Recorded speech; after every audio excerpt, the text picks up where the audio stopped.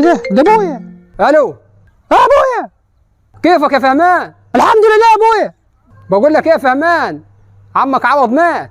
مات كيف؟ مات على جنبه. يلا خد الشر وراح، قصدي الله يرحمه. طب بقول لك ايه يا فهمان، عايزك ولد عمك عوضين عندك، عايزك تقول له الخبر بس ما تقولوش على طول ابوه مات، بدل ما يطب يقع ساكت، عايزك تقولها له واحده واحده. عارف يا ابويا ليه وانا غبي؟ ايوه غبي. ما انا ولدك يا ابويا، كنت انت غبي يبقى انا غبي. طب يلا روح. يلا يا غبي قال انا عارف ازاي اوصلها له. يا عوضين، انت ليك كام سنه ما شفتش ابوك؟